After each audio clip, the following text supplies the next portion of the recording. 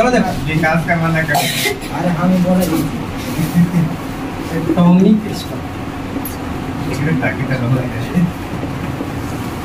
देखो हिंदी में बोलते हैं परमाणु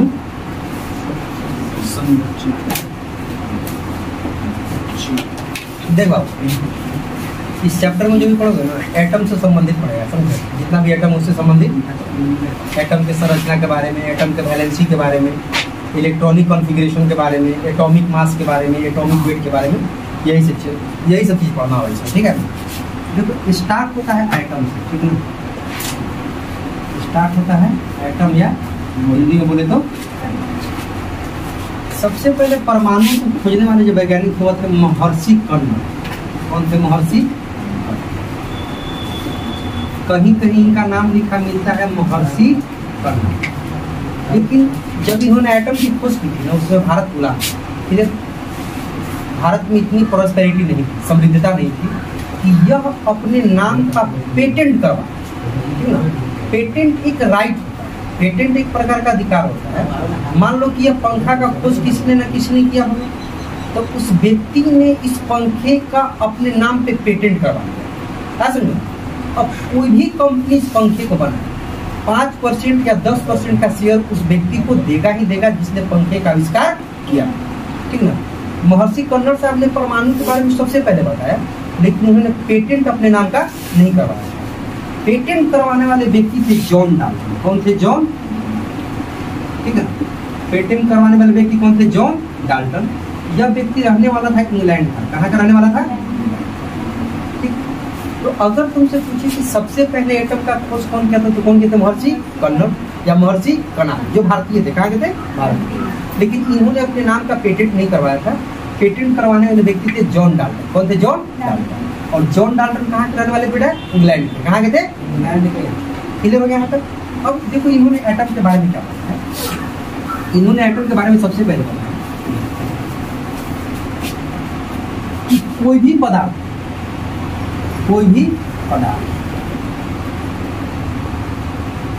उसका सबसे छोटा कण एटम होता है। कौन होता है? इन्होंने बताया कि कोई भी पदार्थ है उसका सबसे छोटा कण कौन है? एटम। और इन्होंने इस संबंधित में दिया एटॉमिक थ्योरी। कौन दिया? एटॉमिक थ्योरी, परमाणु संरचना के सिद्धांत।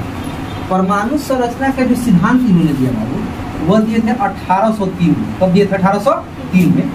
और इन्होंने बताया इस सिद्धांत में सबसे पहला बात बताया कि जो एटम होता है, सॉरी जो पदार्थ होती है, पदार्थ की सबसे छोटी जो कण होती है, जो सबसे स्मॉलेस्ट पार्टिकल होता है, वह क्या होता है? एटम। क्या होता है?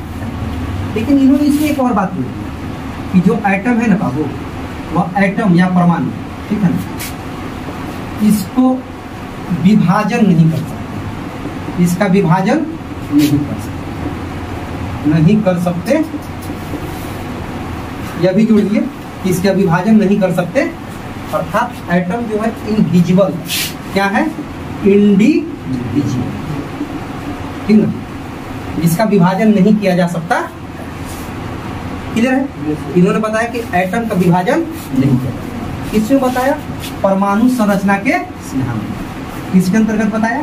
परमाणु संरचना के सिद्धांत, ठीक ना? अब यहाँ से 2 क्वेश्चन आया।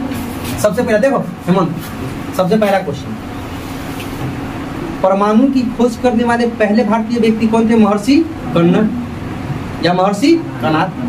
लेकिन उन्होंने अपने नाम का पेटेंट नहीं करवाया था। फिर एटम के बारे में या परमाणु के बारे में बताने वाले व्यक्ति कौन है? John Dalton. कहाँ के रहने वाले थे? इंग्लैंड। कहाँ के? इंग्लैंड। उन्होंने परमाणु से संबंधित अपना एक सिद्धांत दिया जिसको बोला जाता है परमाणु संरचना का सिद्धांत। कब दिया? 1803 में। कब दिया? 1803 में। इस सिद्धांत में उन्होंने 2 बात बताई। कितनी बातें बताई? 2 बात। पहला बात बताया कि कोई भी पदार्थ जिसका सबसे छोटा कण जो होता है क्या कहलाता है? परमाणु। क्या कहलाता है? परमाणु। कोई भी पदार्थ उसका सबसे छोटा कण क्या कहलाता है? परमाणु। उन्होंने दूसरा बात बताया कि परमाणु का विभाजन नहीं किया जा सकता है। कुछ भी हो जाए लेकिन परमाणु का विभाजन नहीं किया जा सकता। यही चीज इन्होंने गलत बताया। यह चीज जो बताए थे पूरी तरह से गलत बताए थे। कैसे गलत बताए थे? इसका आगे चल करके थ्योरी दिया विभिन्न वैज्ञानिकों ने, अलग अलग समय पे अलग अलग वैज्ञानिक आए, परमाणु संरचना के सिद्धांत से अलग अलग वैज्ञानिक आए थे देने वाले। उन्होंने बताया कि नहीं भैया, ये लोग बता के गए गलत क्या है, इसका भी विभाजन किया जा सकता है। अभी बता, लेकिन इन्होंने दो बात और बताई थी। देखो दो बात और क्या बताई इन्होंने। देखो सबसे पहले बात,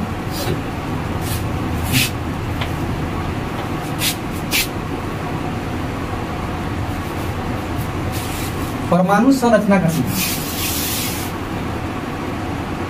परमाणु संरचना का, देखो कौन कौन वैज्ञानिक, 4 वैज्ञानिक दिए थे। परमाणु संरचना से संबंधित सिद्धांत कितने वैज्ञानिक दिए थे? 4। सबसे पहला व्यक्ति थे जॉन डाल्टन। कौन थे? जॉन। इन्होंने कब दिया था? 1800 ना।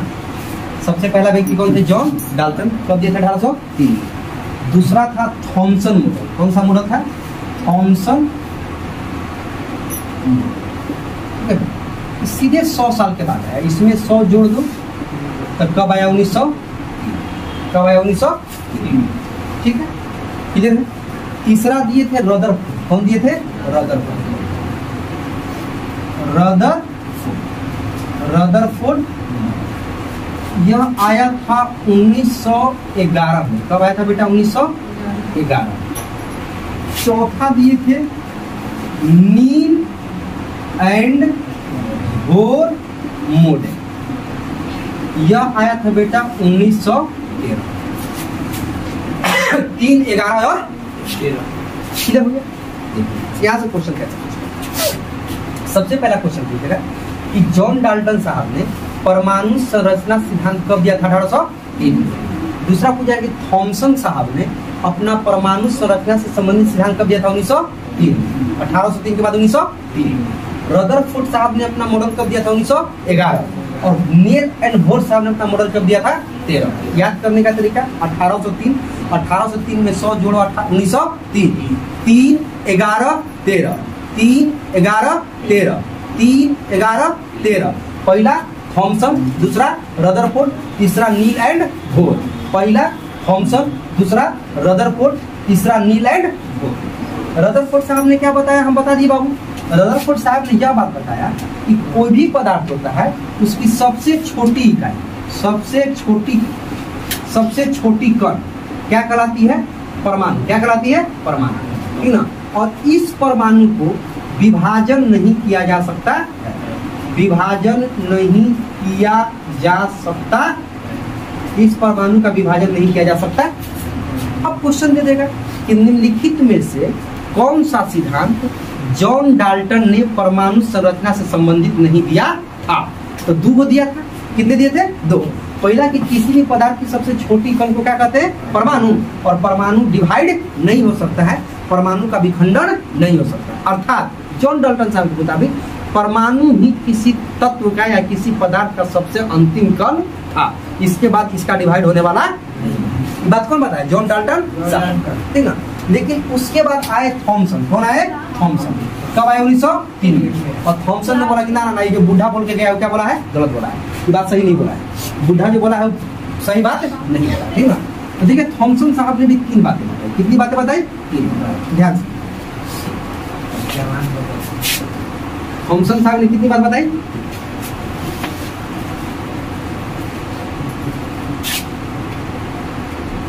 थॉमसन मॉडल कब आया था? 1903। 1903 में आया था ना। थॉमसन लोग ना ना ना ना, ये जो बाबा बता के गए बिल्कुल खराब बता के गए हैं, सही बता के नहीं है, ऐसा होने वाला नहीं है। एटम भी विभाजित होता है, परमाणु का भी विखंडन होता है। इस सीधे ही परमाणु को खोदना शुरू कर दिया। कौन? थॉमसन।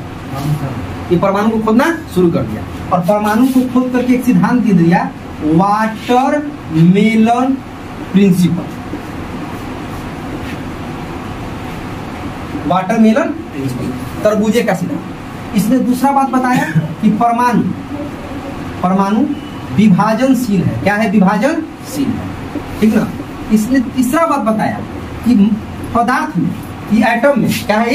एटम में एक कण है जो चारों तरफ एटम का घूम रहा है, जो चारों तरफ क्या कर रहा है, एटम का घूम रहा है और वो पॉजिटिव चार्ज कैरी कर रहा है। कैसा चार्ज कैरी कर रहा है? पॉजिटिव। 3 बातें बताई। सबसे पहला सिद्धांत दिया वाटरमेलन थ्योरी। क्या दिया? वाटरमेलन थ्योरी, ठीक ना। इन्होंने बताया कि जैसे तरबूजा होता है, तरबूजा होता है ना, तो तरबूजा में काला काला बीज होता है ना, वो ऐसे ऐसे करके काला काला बीज होता है कि नहीं? पूरे तरबूजा में ऐसे ऐसे छिटाया रहता है ना। तो इन्होंने बोला कि ठीक वाटरमेलन की तरफ जो परमाणु है उसमें एक पॉजिटिव पार्टिकल है जो चारों तरफ परमाणु के क्या कर रहा है? घूम रहा है। क्या कर रहा है? घूम रहा है। ये बात कौन बताया? थॉमसन ने। कौन बताया? थॉमसन ने। क्लियर हो गया कि एक तरबूजे की तरह, जिस तरह से तरबूजा है उसी तरह से हमारा परमाणु है और उसी परमाणु के चारों ओर एक पॉजिटिव पार्टिकल चारों तरफ क्या कर रहा है? घूम रहा है। क्लियर हो गया? 3 बातें बताई। क्वेश्चन पूछेगा कि वाटरमेलन थ्योरी किसने दिया था? थॉमसन ने। किसने दिया था? थॉमसन। वाटरमेलन थ्योरी कौन दिया था? थॉमसन। परमाणु विभाजनशील है, यह बात सबसे पहले किसने बताई थी? थॉमसन, ठीक ना। किसने बताया था कि परमाणु में एक पॉजिटिव पार्टिकल चारों तरफ घूम रहे हैं? कौन बताया था? थॉमसन। थॉमसन ने कितने बार बताई? 3 बार। परमाणु में क्या बताया था? परमाणु में एक पॉजिटिव पार्टिकल चारों तरफ चक्कर लगा रहा है। चक्कर लगा, क्या कर रहा है? चक्कर। यह बात कौन बताया था? थॉमसन। कौन बताया था? थॉमसन। रदरफोर्ड से क्वेश्चन आएगा छूटेगा, थॉमसन से आएगा छूटेगा। थॉमसन क्लियर हो गया।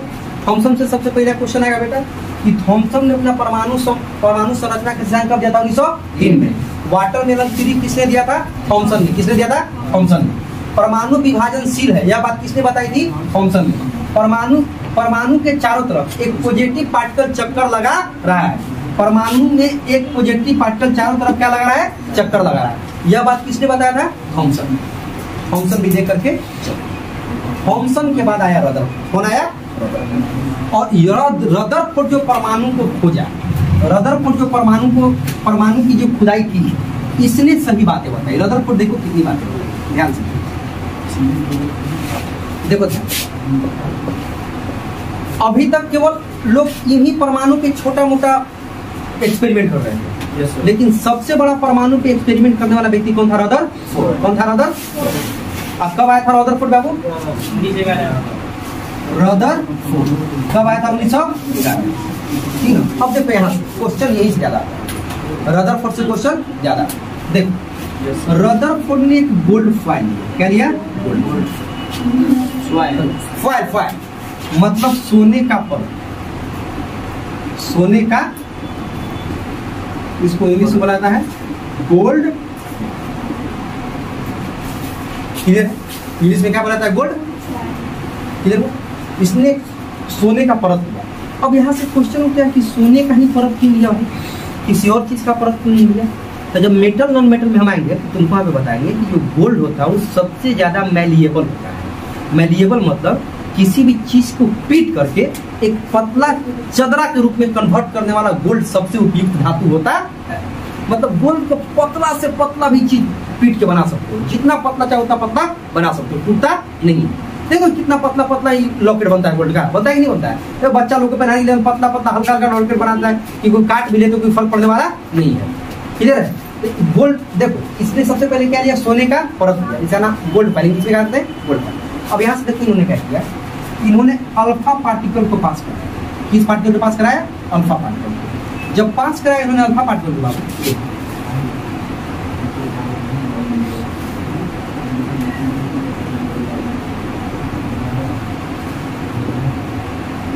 देखो जब अल्फा पार्टिकल को पास कराया तो बहुत सा अल्फा पार्टिकल सीधे सीधे निकल गया। क्या हुआ? सीधे सीधे। देख ध्यान से, बहुत से अल्फा पार्टिकल ऐसे थे जो सीधे सीधे निकल गए, लेकिन कुछ ऐसे अल्फा पार्टिकल थे जो कि बीच से टकरा करके और वापस टकरा करके, बहुत सारा अल्फा पार्टिकल सीधे सीधे निकल गए, ठीक ना। लेकिन कुछ ऐसे अल्फा पार्टिकल थे वो बीच से टकरा करके क्या हो गए? वापस आ गए। बीच से टकरा करके वापस आ गए, ठीक है। बीच से कोई क्या करते? टकरा करके वापस। अब ध्यान से देखो, यह जो अल्फा रे था अल्फा रे, यह पॉजिटिव था। कैसा था? सबसे पहला यहाँ पे क्वेश्चन देखो क्या पूछता है। सबसे पहला क्या लिए थे? Gold foil. क्या लिए थे? गोल्ड। इस गोल्ड फॉइल की जो मोटाई थी 0.004 सेंटीमीटर थी। कितना थी? 0.004 सेंटीमीटर, सॉरी 0.004 सेंटीमीटर। कितना थी? 0.0004 सेंटीमीटर। ठीक है। अच्छा देखो, इन्होंने जब अल्फा पार्टिकल सबसे पहले किस किरण को पास कराया? अल्फा रे। किसको किया? अल्फा रे। अल्फा रे कौन सा कैरी कर रहा था? पॉजिटिव। कैसा? पॉजिटिव। 4 क्वेश्चन हो गया यहाँ से। देखो कौन सा फॉइल लिया? Gold foil. क्या लिया? Gold foil. पहला क्वेश्चन कैसा परत लिया? सोने का परत। उसकी मोटाई कितनी? 0.0004 सेंटीमीटर। ठीक है ना। अच्छा कौन सा रे पार कराया? अल्फा रे। कौन सा? अल्फा। कौन सा रे पार कराया? अल्फा रे। अच्छा अल्फा रे का नेचर कैसा था? पॉजिटिव था। कैसा था? पॉजिटिव। 4 को चीज याद हुआ। सबसे पहला रदरफोर्ड अपना एक्सपेरिमेंट कब किया? 1911। किस पे किए? Gold foil. गोल्ड फॉइल की मोटाई कितनी थी? 0.0004 सेंटीमीटर। 0.0004 सेंटीमीटर। गोल्ड फॉइल से किसको पार किया? अल्फा किरण, अल्फा रे। अच्छा कैसा पार्टिकल था? पॉजिटिव। कैसा पार्टिकल था? पॉजिटिव। इसके बाद इन्होंने क्या देखा कि परमाणु का जो मोस्टली भाग है वह खोखला है। कैसा है? खोखला है। परमाणु का जो अधिकतम भाग क्या है? क्या है? खोखला है। लेकिन आगे उन्होंने यह पाया कि परमाणु के मध्य में कुछ ऐसा भाग है उपस्थित जिससे टकरा करके हमारा अल्फा पार्टिकल वापस आ जा रहा है।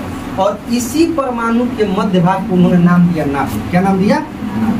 अब क्वेश्चन आएगा कि परमाणु के नाभिक की खोज किसने की? किसने किया था? रदरफोर्ड। किसने किया था? रदरफोर्ड। अब देखो, अब इनका माथा ठंडा। भैया हम पॉजिटिव पार्टिकल पास कर रहे हैं। कैसा पार्टिकल पास कर रहे हैं? अगर इस सोचना निगेटिव होता है तो पॉजिटिव और निगेटिव में क्या होता है? अट्रैक्शन। क्या होता है? अट्रैक्शन मतलब आकर्षण। लेकिन यदि सेम चार्ज रहेगा, पॉजिटिव या निगेटिव तो दोनों में क्या होता है? विकर्षण होता है। क्या होता है? विकर्षण। तब इनका माथा ठंडा। तो जो बीचवा में है ना बाबू, बीचवा में जो उपस्थित है पॉजिटिव पार्टिकल, पॉजिटिव होगा। क्या होगा? पॉजिटिव। इन्होंने एक बात बताया कि इस मतलब परमाणु के मध्य भाग में क्या उपस्थित है? नाभिक। और नाभिक कैसा चार्ज कैरी कर रहा है? पॉजिटिव। तबे तो ये पॉजिटिव टकरा के वापस आ जा रहा है। अगर ये नेगेटिव होता तो क्या जाता? सट जाता ना। लेकिन सटा नहीं, वापस आ गया। क्या हो गया? वापस आ गया। तो क्या हो गया? नाभिक कैसा चार्ज कैरी करता है? पॉजिटिव। कैसा करता है? पॉजिटिव। क्लियर। आगे इन्होंने बताया कि नाभिक में दो तरह के कण होते हैं। कितने तरह के? 2 तरह। एक होते हैं प्रोटॉन, दूसरा होता है न्यूट्रॉन। कैसा था? प्रोटॉन और दूसरा न्यूट्रॉन। ठीक है ना। आगे इन्होंने बताया कि एटम का जो सारा भार होता है, परमाणु के जितना भी परमाणु का भार होता है वह कहाँ केंद्रित होता है? नाभिक में। कहाँ केंद्रित होता है? नाभिक में। ठीक ना। और इस भार के केंद्रित होने के कारण इसको बोला जाता है न्यूक्लियन। क्या बोला जाता है? न्यूक्लियन। क्वेश्चन पूछा हुआ है कि न्यूक्लियन परमाणु में कहाँ उपस्थित होते हैं? मध्य भाग में। कहाँ होता है? मध्य भाग। न्यूक्लियन में कितने तरह के कण होते हैं? 2 तरह के। कितने तरह के? 2। पहला प्रोटॉन और दूसरा न्यूट्रॉन। पहला प्रोटॉन और दूसरा न्यूट्रॉन। ठीक ना। क्लियर हो गया? इतना बात इन्होंने बताया। इन्होंने एक और बात बताई कि सबसे परमाणु का सबसे सघन भाग कौन होता है? नाभिक होता है। कौन होता है? परमाणु का सबसे सघन भाग कौन होता है? इतना क्वेश्चन याद रहेगा। देखो फिर से देखो, रदरफोर्ड ने अपना एक्सपेरिमेंट कब किया? 1911। किस पे किया? Gold foil. इस गोल्ड फॉइल की मोटाई कितनी थी? 0.0004 सेंटीमीटर। कौन सा रे पार कराया? अल्फा। कौन सा? अल्फा। अल्फा का नेचर कैसा था? पॉजिटिव। कैसा था? पॉजिटिव। इन्होंने जब रे पार कराया तो सबसे पहले क्या देखे? सबसे पहले देखिए कि एटम का मोस्ट भाग मतलब अधिकतम भाग क्या है? खोखला। क्या है? अरे खोखला था तभी ना पार कर गया। खोखला था तभी ना पार किया। और खोखला नहीं होता तो वापस आ जाता कि नहीं आया? तो क्या देखे कि परमाणु का अधिकतम भाग क्या है? खोखला। क्या है? खोखला। अच्छा इन्होंने एक चीज देखा कि परमाणु के मध्य में एक सघन भाग है, उसका नाम क्या दिए? नाभिक। क्या नाम दिए? नाभिक। और कौन सा पार्टिकल पास कराया था? अल्फा, जो कैसा चार्ज कैरी कर रहा था? पॉजिटिव। लेकिन अगर ये पॉजिटिव नहीं होता, अगर ये नेगेटिव होता, सपोज करो ये पॉजिटिव नेगेटिव जाता तो दोनों क्या होता? अट्रैक्ट हो जाता, आकर्षित हो जाता। सेम चार्ज था तभी ना रिपल्सन हुआ। अगर सेम चार्ज रहेगा तो विकर्षण होगा, और अपोजिट चार्ज रहेगा तो आकर्षण होता है। क्या होता है? आकर्षण। तो सेम चार्ज था तभी तो विकर्षण किया। तो ये जो न्यूक्लियस क्या हुआ, ये जो न्यूक्लियस था, ठीक ना, न्यूक्लियस क्या किया? विकर्षण किया। क्या किया? विकर्षण। अर्थात समझिए कि वो बीचवा में जो है ना वो पॉजिटिव चार्ज कैरी कर रहा है। कैसा कर रहा है? पॉजिटिव। आगे इन्होंने बताया कि इस न्यूक्लियस में, इस नाभिक में दो कण उपलब्ध है, प्रोटॉन और न्यूट्रॉन। इस पूरे एटम का सबसे सघन भाग कौन है? नाभिक। पूरे एटम का सब भार कहाँ केंद्रित होता है? नाभिक में। मतलब पूरे एटम का जो पूरा संपूर्ण भार है कहाँ केंद्रित होता है? नाभिक में। इन्होंने बताया नाभिक को क्या बोला? न्यूक्लियन। क्या बोला? न्यूक्लियन। और न्यूक्लियन किन दो कणों से मिला? प्रोटॉन और न्यूट्रॉन। इतना चीज याद क्लियर है? किससे संबंधित है? Rather proton positive. हाँ, प्रोटॉन बता रहे हैं आगे। प्रोटॉन पॉजिटिव चार्ज कैरी करता है, न्यूट्रॉन क्या करता है? जीरो। कौन सा चार्ज कैरी करता है? अभी बता रहे घबराओ। क्लियर है? कोई दिक्कत यहाँ तक? तीनों समझ में आए? रदरफोर्ड, थॉमसन और सॉरी डाल्टन, थॉमसन और रदरफोर्ड, तीनों समझ आया ना? सबसे पहले 1803, फिर 1903, 1911, 1913। समझ में आ गया? नील और घोर अभी नहीं, नील और घोर अभी बात नहीं। उस सबसे इंपॉर्टेंट वही है, ठीक है ना? अब देखो क्या है, आप इससे बताइएगा।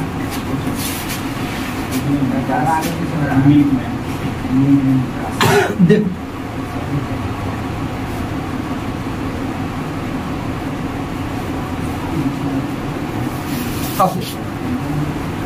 देखो ये हो गया तुम्हारा परमाणु। क्या हो गया? और परमाणु के मध्य में क्या हो गया? नाभिक। क्या हो गया? ठीक है, देखा ध्यान से। परमाणु का जो बेटा त्रिज्या होता है, क्या होता है? त्रिज्या। परमाणु का जो त्रिज्या होता है वो 10 से पावर -10 मीटर होता है। क्लियर? परमाणु का त्रिज्या कितना होता है? 10 के पावर -10 मीटर। क्लियर? इसमें कोई दिक्कत?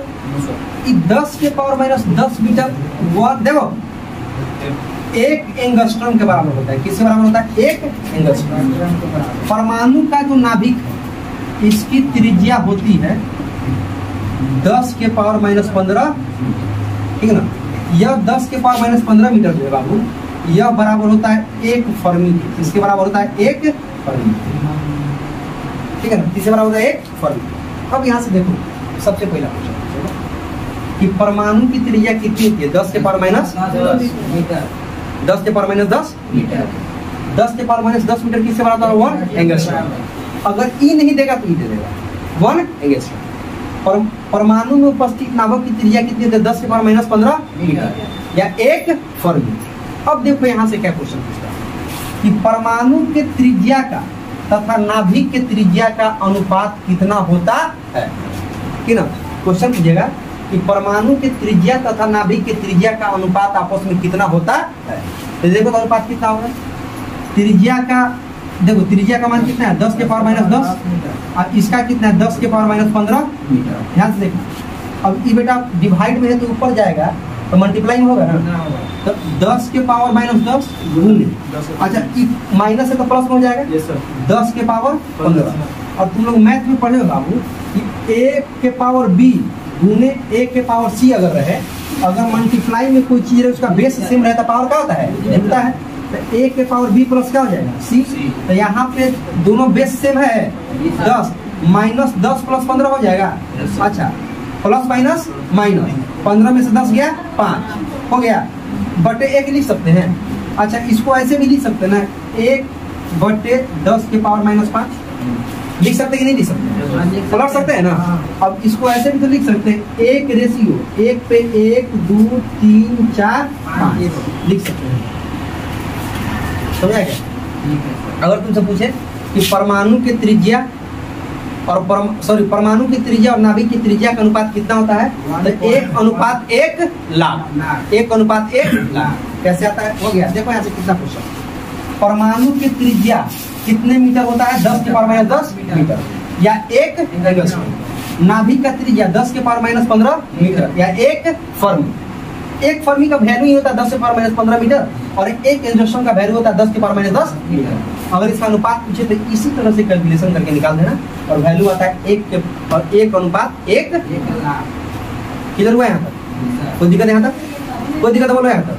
कोई दिक्कत नहीं ना? चलो आगे देखो अगला पॉइंट।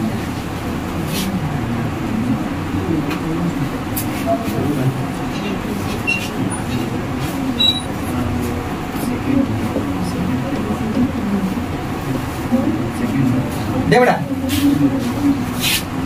अब ये हो गया आइटम, क्या हो गया? अब स्टार्ट होता है आइटम की खुदाई, ठीक ना? आइटम की जब खुदाई स्टार्ट हुई तो सबसे पहले बताया इसके नाभिक के बारे में। किसके बारे में? नाभिक के बारे में। देखो आइटम की खुदाई में सबसे पहले देखो सबसे पहले आया इसके प्रोटॉन के बारे में। किसके बारे में? प्रोटॉन के बारे में। फिर बताया गया इलेक्ट्रॉन के बारे में। किसके बारे में? इलेक्ट्रॉन। और फिर बताया गया न्यूट्रॉन के बारे में। अलग अलग समय पे अलग अलग वैज्ञानिकों ने इसकी खुदाई करी आइटम और अलग अलग वैज्ञानिकों ने अलग अलग चीजें बताई। सबसे पहले बताया गया प्रोटॉन के बारे में, फिर बताया गया इलेक्ट्रॉन के बारे में, फिर बताया गया न्यूट्रॉन के बारे में। क्लियर है? नाभिक के बारे में तो बता दी कि नाभिक के बारे में किसने बताया था? रदरफोर्ड ने। क्लियर है? आइटम को कितने भागों में बांटा गया? 3। क्या भाग में? 3। पहला प्रोटॉन, दूसरा इलेक्ट्रॉन और तीसरा न्यूट्रॉन। भूलना मत, एक ट्रिक बता दे रहे, पेन पी से प्रोटॉन, ई से इलेक्ट्रॉन, एन से पेन तो हमेशा आपके साथ रहेगा, भूलिएगा कभी। अब देखिए हाँ क्या बेटा न्यूक्लियस तो बता ही दिया ना, न्यूक्लियस बता दिए ना। रदरफोर्ड के बारे में सारा न्यूक्लियस से क्वेश्चन करा दिए, न्यूक्लियस से कोई क्वेश्चन नहीं बच रहा है, ठीक है ना? न्यूक्लियस से सारा क्वेश्चन क्लियर हो, ठीक है?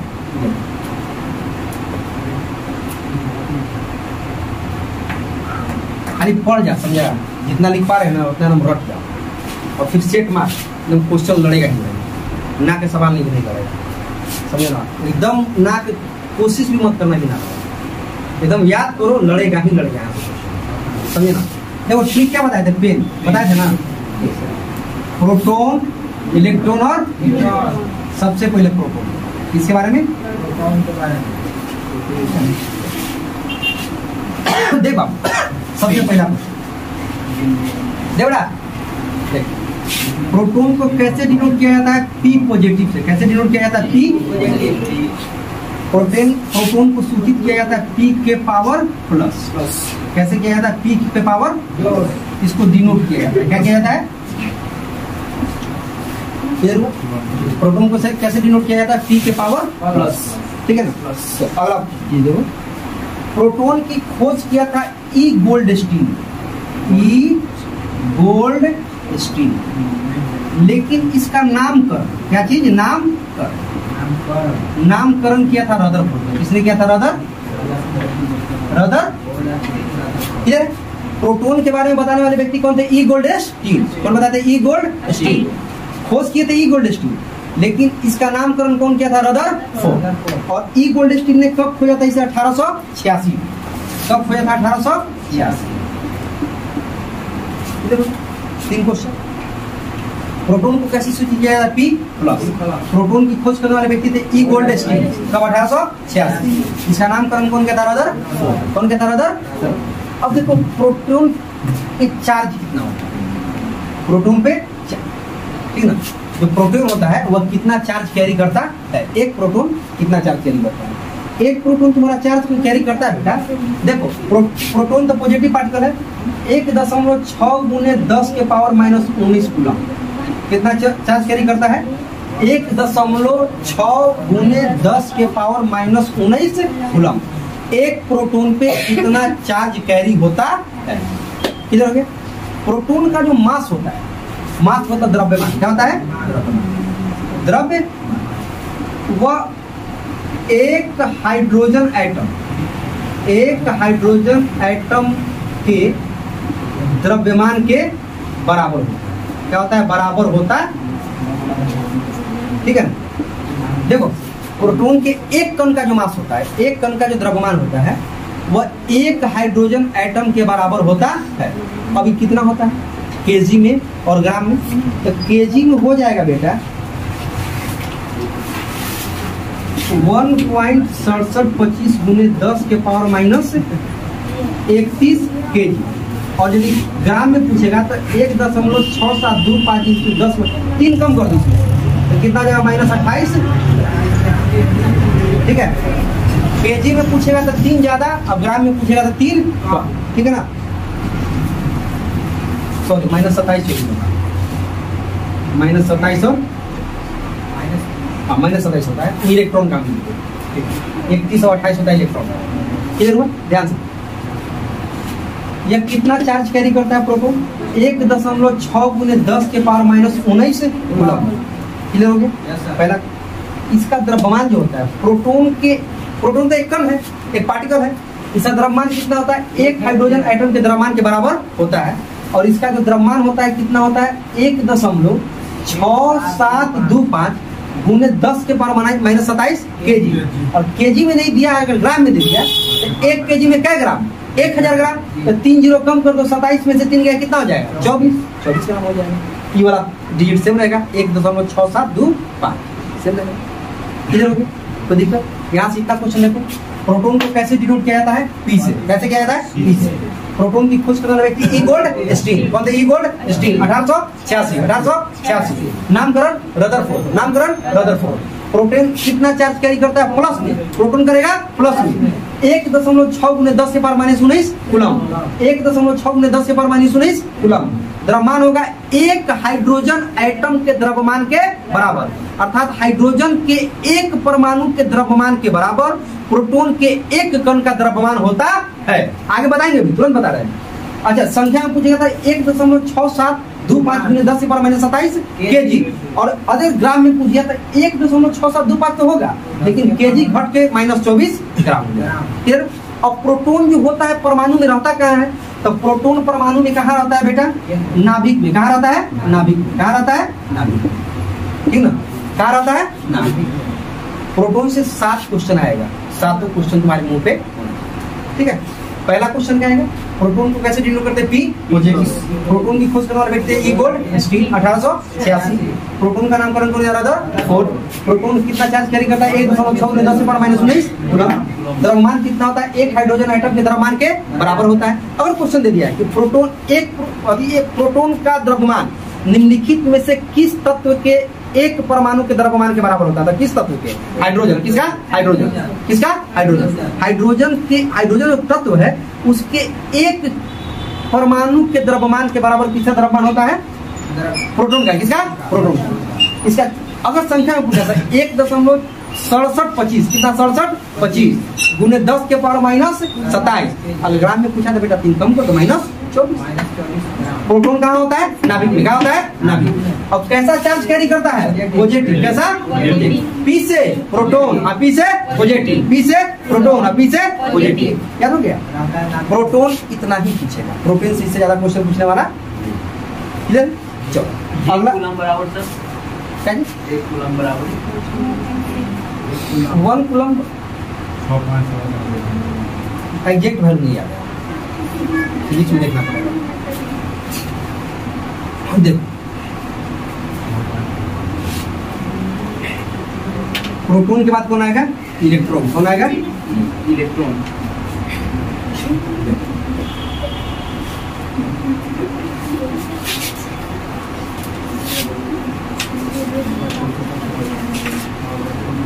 देखो इलेक्ट्रॉन को कैसे डिनोट करेंगे? ई निगेटिव। कैसे करेंगे? ई निगेटिव।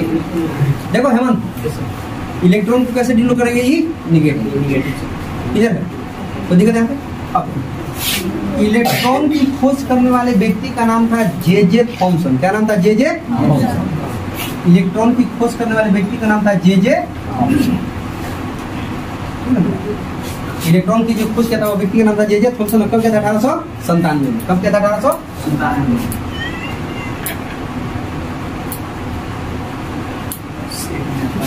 अब यह कितना चार्ज कैरी करता है? वही चार्ज कैरी करता है और निगेटिव में करता है। किसमें करता है? निगेटिव। वह प्रोटॉन करेगा पॉजिटिव में, इलेक्ट्रॉन करेगा निगेटिव में। 1.6 × 10 के पावर -19 10 के पावर माइनस 19 और निगेटिव में कैसे करेगा? इसका जो द्रव्यमान होता है ना बाबू, देखो इलेक्ट्रॉन का जो द्रव्यमान होता है क्या होता है? द्रव्यमान वह हाइड्रोजन के एटम के 1840 गुना है। हाइड्रोजन एटम का कितना होता है? 1840 गुना। और अब सुनो, जितना हाइड्रोजन के एक परमाणु का द्रव्यमान होगा उसके एक परमाणु के द्रव्यमान का 1840वां भाग होगा। जैसे हम बोल दिए कि हाइड्रोजन के एक परमाणु का भार है कितना, द्रव्यमान कितना है? एगो मार्कर के बराबर। तो इस मार्कर को 1840 भाग में तोड़ो, 1840वां भाग जो होगा वह एक इलेक्ट्रॉन के एटम के द्रव्यमान के बराबर होगा, ठीक ना।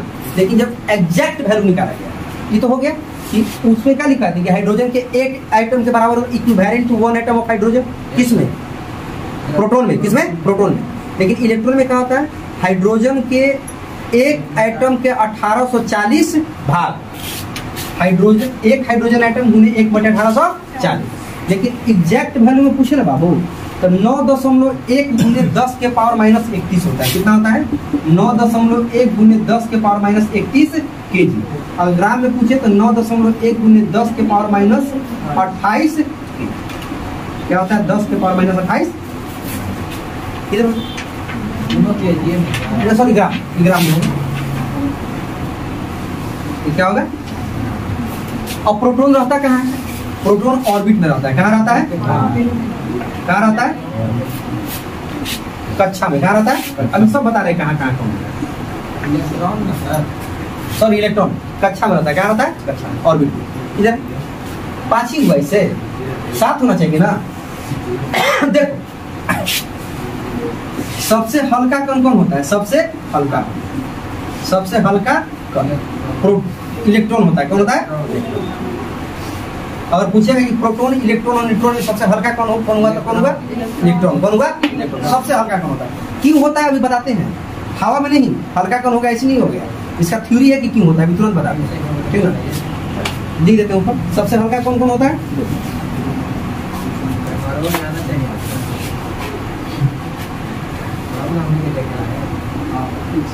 सबसे हल्का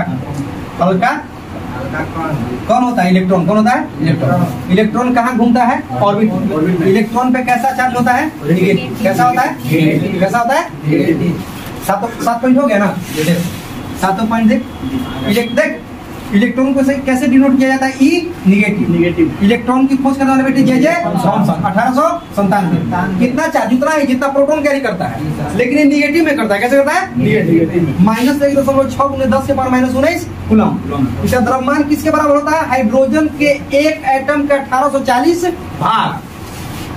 1 हाइड्रोजन एटम इंटू 1/1840। लिखने में अच्छा नहीं लग रहा है? नहीं लग रहा है तो सीधा जाओ। 9.1 गुने 10 के पावर माइनस 31 kg। और ग्राम में पूछेगा 3 घटा दो -28 ग्राम, ठीक ना। कहाँ ही घूमता है? कहाँ रहता है? कक्षा में, ऑर्बिट में। सबसे हल्का कौन कौन होता है? इलेक्ट्रॉन। और कैसा चार्ज कैरी करता है? निगेटिव। कैसा करता है? निगेटिव। क्लियर हो गया? हाँ। सबसे भारी न्यूट्रॉन। सबसे भारी न्यूट्रॉन। बता रहे हैं क्यों न्यूट्रॉन होता है भारी? पहले न्यूट्रॉन के बारे में बता लें तो उसके बाद हम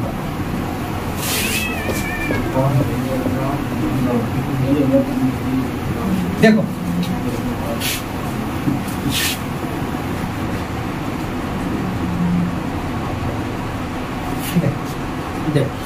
न्यूट्रॉन को डिनोट किया था N0 से। कैसे किया था? N0 से। न्यूट्रॉन होता है चार्जलेस पार्टिकल। चार्जलेस पार्टिकल, इसको हिंदी में कहोगे ना बेटा तो आवेशहीन कण। क्या बोला जाता है? आवेशहीन कण। मतलब किसी भी तरह का आवेश इस पे नहीं होता, किसी भी तरह का चार्ज इस पे नहीं होता, ठीक है। देखो ना कोई ना न्यूट्रॉन होता है, ठीक है। इसका खोज किया था जेम्स चैडविक। कौन खोज किया था? James Chadwick. अगर ईस्वी सन पूछे बेटा तो मार देना 1939। क्या मार देना? 1939। या आवेशहीन कण होता है, किसी तरह का चार्ज कैरी नहीं करता है, ठीक ना। यह रहता कहाँ है? नाभिक में। कहाँ रहता है? नाभिक में। सबसे भारी कण कौन होता है? सबसे भारी कण। सबसे भारी कण। सबसे भारी कण कौन होता है? न्यूट्रॉन। कौन होता है? सबसे भारी कण कौन होता है? ठीक है, क्यों होता है बता रहे, बस 5 मिनट समय तो बता देते। सबसे हल्का प्रोटॉन कौन होता है? सबसे हल्का इलेक्ट्रॉन और सबसे भारी प्रोटॉन, सॉरी न्यूट्रॉन। सबसे भारी न्यूट्रॉन और सबसे हल्का इलेक्ट्रॉन। क्यों होता है तुरंत नहीं बता रहे, ठीक है ना। सबसे भारी न्यूट्रॉन होता है बेटा और सबसे हल्का कौन होता है? इलेक्ट्रॉन। क्यों होता है तुरंत बता देते। अब देखो कहाँ कहाँ पे कौन कौन होता है, क्यों होता है, काहे होता है, क्यों होता है।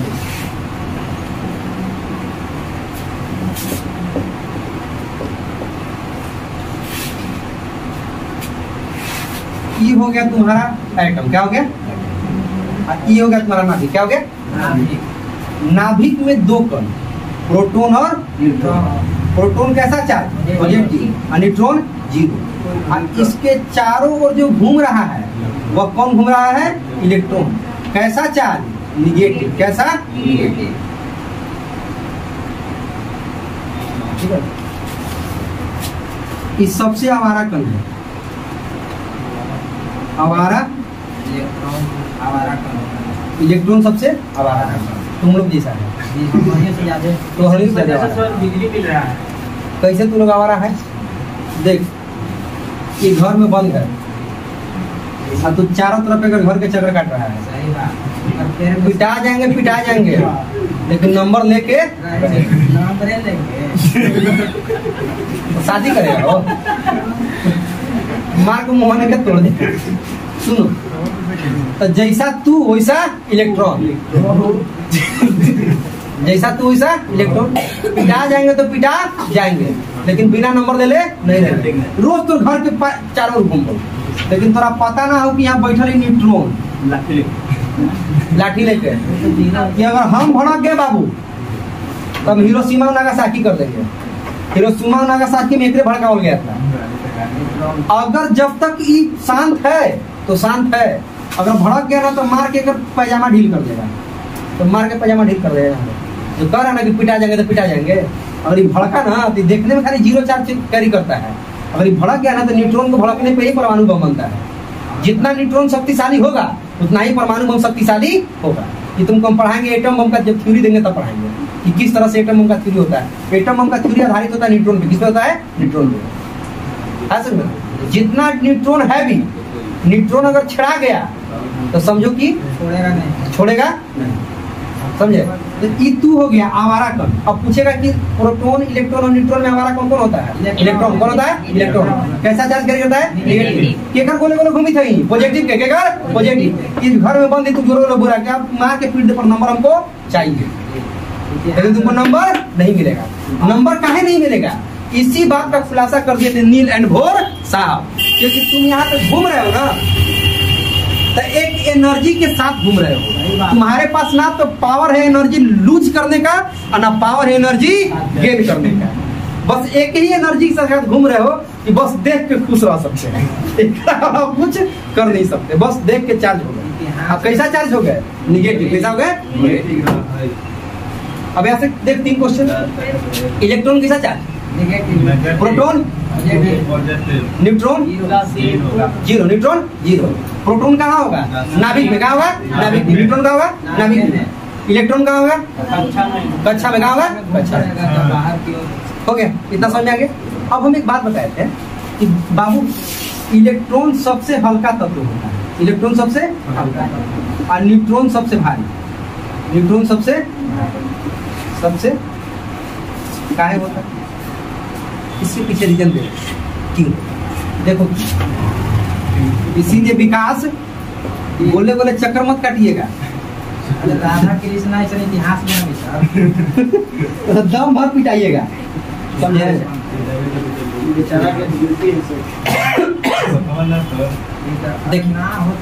देखिए हो गया। एटॉमिक मास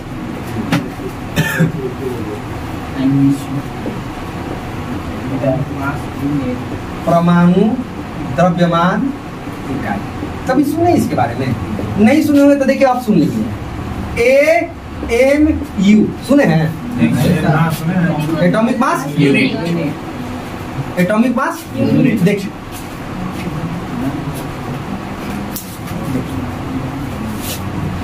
1 AMU जो होता है, देखो है एक प्रोटॉन के मास के बराबर होता है, मास के बराबर। अभी उधर ही रहिए सर, अभी उधर ही रहिए, अभी इधर कोई नहीं ना। देख वन, देखो प्रणाम सर, प्रणाम सर। अब कैसे आइएगा पीछे में आइए। देखो ये 1 AMU होता है 1 एटॉमिक मास यूनिट, 1 प्रोटॉन के मास के बराबर होता है। अब प्रोटॉन का मास हम कितना बताए थे, याद आया कुछ? कितना बताए थे? 1.6725 into 10 to the power minus 27, 1.6725 into 10 to the power minus 27 kg, यही बताए थे। और ग्राम में पूछे तो घटा देना। इसी के बराबर देख क्या फल लगा, समझो नहीं तो नहीं समझ में आया। देखो 1 AMU बराबर होता है 1 प्रोटॉन के मास के बराबर होता है। एक प्रोटॉन के मास के बराबर होता है 1 AMU 1 एटॉमिक मास यूनिट बराबर 1.6725 into 10 to the minus 27। लेकिन वैज्ञानिकों ने इसको राउंड फिगर कर दिया। क्या कर दिया? Round figure.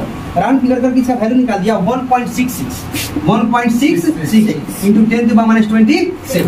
अब देखो ध्यान से देख 1 एटॉमिक मास यूनिट, देख यहाँ पे 1 एटॉमिक मास यूनिट किसके बराबर हो गया? देखो तो ध्यान से देख,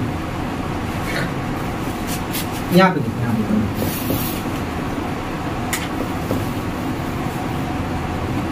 1 एटॉमिक मास यूनिट किसके बराबर हो गया? प्रोटॉन के बराबर। किसके बराबर?